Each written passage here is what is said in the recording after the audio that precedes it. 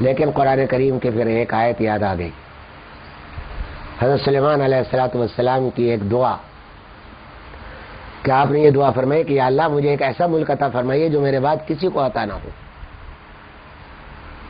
اور وہی ہوا کہ یہ دعا قبول ہوئی تھی۔ تو آپ کو حضرت سلیمان علیہ السلام سے غیرت آئی کہ یہ کام تو حضرت سلیمان کا ہے کہ وہ ان کو مسخر کرے، تو اس لیے چھوڑ دیا۔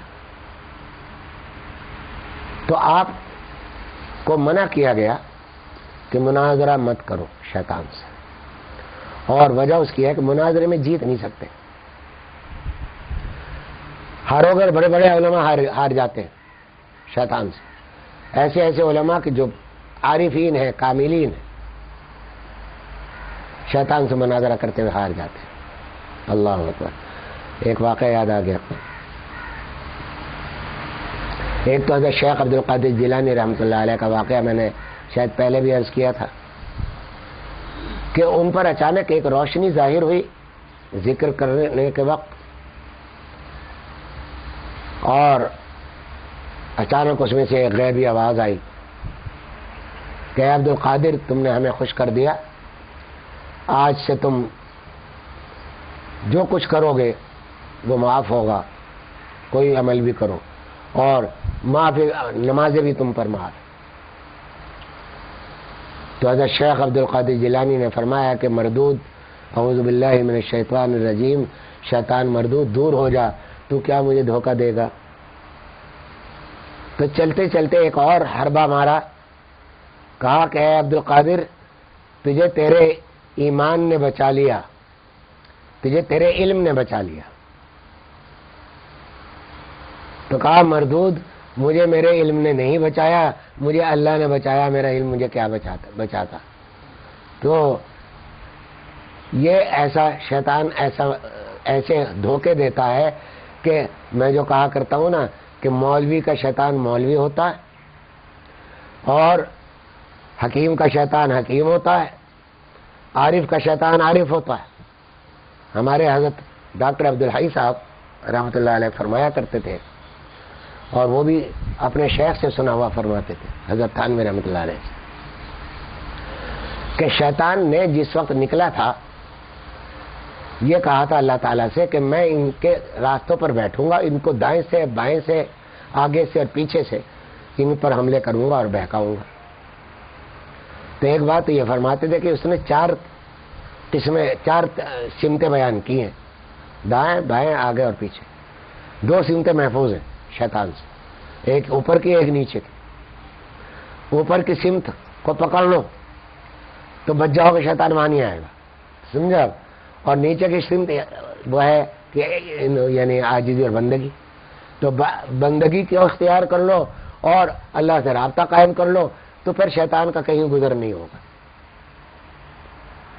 تو اس واسطے ایک بات یہ فرماتے تھے، دوسری یہ بات فرماتے تھے کہ شیطان میں ایک تو علم ہے، علم کا عین ہے، بہت بڑا عالم ہے۔ کتنا بڑا عالم ہوگا؟ جو چیزیں ہمارے لیے غیب ہیں وہ اس کے لیے مشاہدہ ہے، جنت میں رہا ہوا ہے، ملائکہ کو دیکھے ہوئے، وہاں کے مقامات سے واقف۔ تو عالم بہت بڑا ہے، اور عارف بہت بڑا ہے۔ عارف کہتے ہیں اللہ کو پہچاننے والا، اللہ کو پہچاننے والا اتنا کوئی نہیں ہو سکتا جتنا شیطان ہے، عارف ہے۔ کیسے؟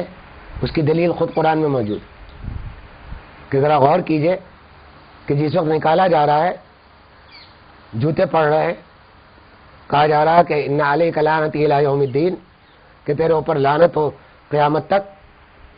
ذرا غور کیجئے کہ بادشاہ اگر کسی کو ڈانٹ رہا ہو، پھانسی کی سزا دے رہا ہو، اس وقت وہ پھانسی کی سزا دینے والا یہ کہے کہ اے بادشاہ مجھے اپنے خزانے عطا فرما دیجئے، یا مجھے فلاں چیز بڑی اپنے تاج کا وہ ہیرا دے دیجئے، تو اور جوتے پڑیں گے خبیث، تجھے تو پھانسی کی سزا دے رہا ہوں اور تو یہاں مجھ سے یہ مانگ رہا ہے۔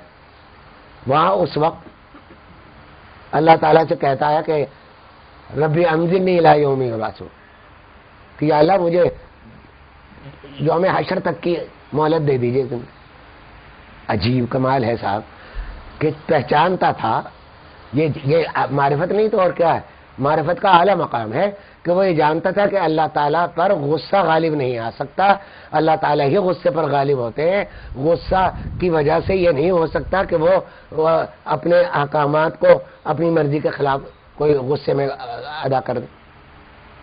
لہذا معرفت کا علم بھی بہت بڑا ہے. تو ایک عین علم کا ہو گیا، ایک عین عارف کا ہو گیا، تیسرا عین ہے عابد کا، کہ عابد بھی بہت بڑا تھا، عبادت حد درجے کی کرتا تھا، معلم الملکوت تھا، اس کی عبادتوں کو دیکھ کر ہی تو فرشتے اس پر اعتماد کرتے تھے. تو عابد کا عین بھی بہت بڑا تھا اس کے پاس، عالم بھی تھا، عارف بھی تھا، عابد بھی تھا. حضرت تھانوی رحمۃ اللہ علیہ اور میرے شیخ حضرت عبدالحی رحمۃ اللہ علیہ فرماتے ہیں کہ ایک عین کی کمی تھی، اور وہ عین تھا عاشق کا، کہ عشق نہیں تھا، محبت نہیں تھی. اگر عشق ہوتا تو پتہ نہیں کتنے درجے اور مقامات بڑھ جاتے. تو چونکہ عشق نہیں تھا تو نہ علم کام آیا، نہ عبادت کام آئی، نہ معرفت کام آئی، تینوں سے. اور عشق نہ ہونے کی وجہ سے گستاخی کا مرتکب ہوا اور کافر ہو گیا. تو اس لیے میرے دوستو، اب میں لپیٹ رہا ہوں بات کو، اور آج یہ آپ کی فرمائش اس لیے میں نے پوری کر دی کہ بہرحال اس کے بارے میں بھی اب میں ایک بات عرض کر دوں کہ جنات تو ہمارے ساتھ رہتے ہیں، ہر وقت رہتے ہیں، شیاطین رہتے ہیں. آپ اس چکر میں کیوں پڑتے ہیں کہ ہمارے گھر میں جنات ہیں یا نہیں ہیں؟ نہ پڑے، اس لیے کہ وہ تو اگر ہیں تو اور نہیں ہیں تو آپ کے کسی عمل میں دخل نہیں دے رہے، بس چلتے رہیے. سمجھا؟ ایک بات. دوسری بات یہ ہے کہ اس بارے میں توہمات بہت زیادہ ہمارے ہاں پھیل گئے ہیں، رائج ہو گئے جنات کے سلسلے. کل ہی میرے پاس ایک پڑھے لکھے آدمی، ان کا فون آیا. وہ تو خیر کل تو جو فون آیا وہ تو ایک خواب کے بارے میں تھا، مجھے غلط یاد رہا. ابھی کچھ روز پہلے فون آیا کہ صاحب میرے گھر میں بیٹیاں ہیں بیٹھی ہیں، رشتے نہیں آ رہے. اور کسی عامل نے یہ بتا دیا کہ جنات کا سایہ ہے ان کے اوپر. تو میرے پاس فون آیا. میں نے کہا بھائی میں ایک تو جنات کا عمل جانتا نہیں کہ جنات کا سایہ کا کیا عمل ہوتا ہے، اور دوسرے ایک بات میں بتا دوں کہ رشتے نہ آنے میں جنات کا کوئی اثر نہیں ہے. جنات نے یہ نہیں کہا رشتے والوں سے کہ بھائی تم مت جاؤ اس گھر کے اندر. سمجھا؟ ایسا کچھ نہیں ہے، اس وہم میں نہ پڑے. اور ایک دعا کا طریقہ بتا دیا کہ بھائی اس طریقے سے دعا کریں. خیر، تو ایک تو یہ وہم کہ صاحب روزگار نہیں مل رہا ہے تو جنات کا اثر ہے، آسیب ہے، یا کسی سفلی کا عمل کا اثر ہے. آج کل یہ بہت زیادہ ہمارے ہاں کچھ زیادہ ہی، اب پہلے صرف عورتوں میں تھا، اب مردوں میں یہ شکوک بہت زیادہ ہو گئے. میں ایک بہت بڑے افسر کو جانتا ہوں جن سے میرا بہت دور کا قریبی رشتہ یعنی عزیزداری کا رشتہ بھی ہے. بڑے معقول آدمی ہیں، ان کی بیٹیاں ساری امریکہ میں ہیں، خود بیٹا کوئی ہے نہیں. لیکن عجیب ہے کہ چھوٹی چھوٹی بات میں بس وہم کے اندر مبتلا ہے. میرے پاس فون آ جاتا ہے، آ بھی جاتے ہیں اپنی بیوی کو لے کر کہ صاحب اس نے یہ خواب دیکھا ہے، جب سے یہ بس بے چین ہے، ان کو رات نیند نہیں آتی. کل جو خواب کا میں ذکر کر رہا تھا کہ ایک فون آیا، ان کا بھی یہ حال کہ انہوں نے ایک خواب دیکھ لیا کہ ان کی والدہ مری ہوئی ہیں، کہ وہ ہاتھ پکڑ کے کہہ رہی ہیں کہ بس اب میرے ساتھ چلو. تو اب یہ کہہ رہی ہیں کہ بھئی میری موت آ گئی. سمجھا؟ تو اب وہ کہہ رہے ہیں ان کو نیند نہیں آ رہی. تو میں نے کہا کہ بھائی سمجھے، خواب ہے، ہمارے خواب ہی کیا، خواب کی کوئی حقیقت نہیں. اور یہاں بھی یہ بھی عرض کر دوں کہ بہت لوگ اس خوابوں کے چکر میں مبتلا ہیں کہ اگر خواب میں آپ یہ دیکھ لیں کہ میں دوزخ میں جل رہا ہوں، مجھ پر عذاب ہو رہا ہے، اور آپ شریعت کے اصولوں پر قائم ہیں، نماز بھی پڑھتے ہیں، روزہ بھی رکھتے ہیں، حج بھی کرتے ہیں، زکوٰۃ بھی دیتے ہیں، اللہ سے خوف بھی رکھتے ہیں، اتنا سا بھی اثر آپ کے ایمان پر نہیں ہے. اس خواب سے ڈرنے کی ضرورت نہیں. سمجھے آپ؟ وہ خواب ہے، اور بعض دفعہ اس خواب کے معنی ہی دوسرے ہوتے ہیں. اور اگر آپ خواب میں یہ دیکھ لیں کہ میں جنت میں پھر رہا ہوں، ملائکہ میرا ہاتھ چوم رہے ہیں، سمجھا آپ، اور میں حوروں کے درمیان بیٹھا ہوں، تو اور آپ فسق و فجور میں مبتلا ہے، حراموں میں مبتلا ہے، حرام روزی کما رہے ہیں، حرام کھا رہے ہیں، تو کوئی ادنا سا فرق اس کی وجہ سے نہیں پڑے گا کہ آپ نے جنت خواب میں دیکھ لی۔ تو اس لیے خوابوں کا معاملہ کبھی کسی زمانے میں تھا کہ وہ سچے خواب بھی آتے تھے، اب بھی اللہ والوں کو آ جاتے ہیں، لیکن زیادہ تر خوابوں کا معاملہ یہ ہے کہ وہ ہمارے خیالوں ہی کا عکس ہوتے ہیں، تو اس لیے ان چکروں میں نہیں پڑنا چاہیے۔ تو اب ایک بات اور آخر میں عرض کر کے ختم کرتا ہوں، وہ یہ کہ قرآن کریم نے ہمیں ایک اور خوشخبری بھی سنا دی ہے کہ شیطان سے، جنات سے ڈرو مت، ہمارے حوالے کر دو ایک بات تو یہ، اور دوسرے یہ کہہ دیا کہ ان قید شیطانی کان ضعیفا، کہ شیطان کا جو مکر ہے، فریب ہے، یہ بہت ہی کمزور ہے، ضعیف ہے، ان قید شیطانی کان ضعیفا، اور ہے بھی حقیقت میں یہ ضعیف، آپ تجربہ کر کے دیکھ لیجیے۔ میں آپ کو تجربے کی بات بتاتا ہوں، میں تو مجھے واسطہ بہت رہتا ہے اس چکر میں، سمجھا آپ، تو اس لیے کیا ہے تجربہ، فجر کی نماز، آپ کو دفتر بھی جانا ہے، رات کو دیر سے نیند آئی، فجر کی اذان کی آواز کانوں میں پڑی، شیطان نے کہا کہ بھائی ابھی تو اذان ہی ہو رہی ہے، وقت تو ابھی کافی ہے، تھوڑی دیر ٹھہر جاؤ، سو جاؤ۔ اب اگر آپ نے اس کا کہنا مان لیا تو اب آپ کی آنکھ کھلی 8 بجے یا 7 بجے، نماز گئی۔ اچھا، اب آپ اس اذان کے اذان پر آپ نے کہا کہ نہیں میں نماز پڑھ لوں گا، پھر سو جاؤں گا بعد میں اگر وقت ہوگا۔ اب آپ اٹھ کے بیٹھ گئے، ابھی بستر پر بیٹھے ہیں، اٹھے نہیں ہیں۔ اب آپ بتائیے کہ کیا شیاطین کی پوری فوج مل کر بھی آپ کو بستر پہ لٹا سکتی ہے دھکا دے کے؟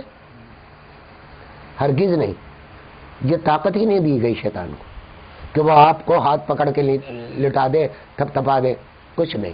وہ کیا کرتا ہے، وہ صرف آپ کو سجیسٹ کرتا ہے کہ ایسا کر لو، اور سجیسٹ کر کے الگ ہو جاتا ہے۔ اب اگر آپ نے اس کی بات پر عمل کر لیا تو آپ کی غلطی، اور اگر ہمت کر لی تو اب وہ بیکار ہے، اس کی ساری قوتیں ختم ہو گئی، اسی وقت آپ نے ہر چیز ہمت سے ہوتی۔ میرے ایک دوست سفر پہ جا رہے تھے، رات کے 3 بجے فلائٹ تھی، 4 بجے، کہنے لگے صاحب کوئی دعا بتا دیجئے کہ میری آنکھ کھل جائے فلائٹ کے وقت۔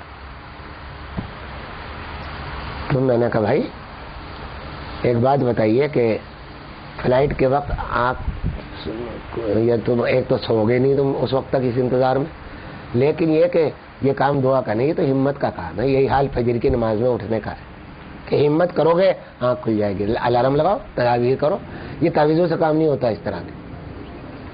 ایک صاحب کہتے تھے کہ صاحب نماز میں میری آنکھ نہیں کھلتی فجر کی، وہ بھی یہ تعویذ کے لیے چکر میں، تو یہ تعویذ کا کام نہیں، یہ تو ہمت کا کام ہے کہ ہمت کرو۔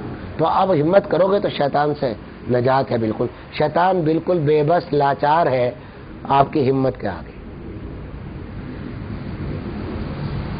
قرآن نے کہہ دیا، کیا بتاؤں اب یہ موقع پہ، ان عبادی لیس لک علیہم سلطان، اور میرے جو بندے ہیں ان پر تیرا قابو نہیں چلے گا۔ ان عبادی، شیطان سے کہہ دیا اللہ تعالیٰ، صاف کہہ دیا، ان عبادی، جو میرے بندے ہیں، وہاں تو لاچار ہے، بیکار ہے، تیری ساری قوتیں ہیچ ہے، سب ختم ہو جائے، لیس لک علیہم سلطان، ان پر تمہارا کوئی قابو اور قبضہ نہیں۔ تو لہذا میرے دوستوں، تو یہ شیاطین کے چکر میں، جنات کے چکر میں اپنے آپ کے اوقات کو ضائع نہ کیجیے۔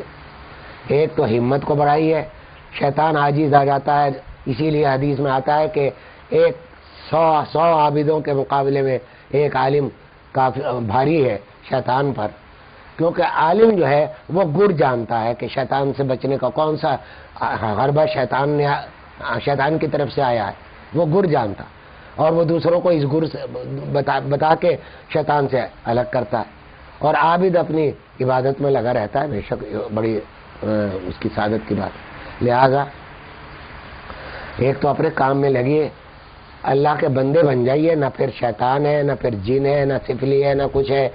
اللہ کو راضی کر لیجئے، ان سے تعلق مضبوط کر لیجئے، سب اسی کے بندے ہیں، سب اسی کے غلام ہیں، سب اسی کے حکم کتاب ہیں، اور اسی میں کسر ہے۔ اگر اس سے ہٹے تو پھر اللہ تعالیٰ سپرد کر دیتے ہیں کہ اچھا تمہیں سفلی پر عمل پر یقین آ رہا ہے، وہاں اس میں مبتلا ہو جاؤ، پھر کسی عامل کے حوالے کرتے ہیں، وہ تم سے پیسے بھی کھائے گا، تمہیں چکر بھی لگوائے گا، جاؤ انہی کے حوالے کرو۔ اللہ کو راضی کر لو، اور اللہ کو راضی کر لو گے تو نہ جنات کا کوئی خدشہ ہے، نہ سفلی کا، نہ کسی عملیات کا۔ وآخر دعوانا ان الحمد للہ رب العالمین۔